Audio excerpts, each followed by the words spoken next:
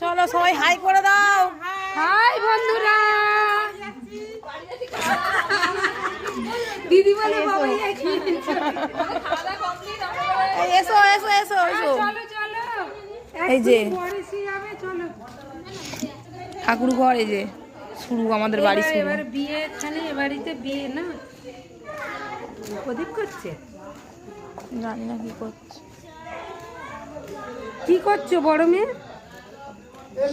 দিদিমনে প্রদীপ করছে। প্রদীপ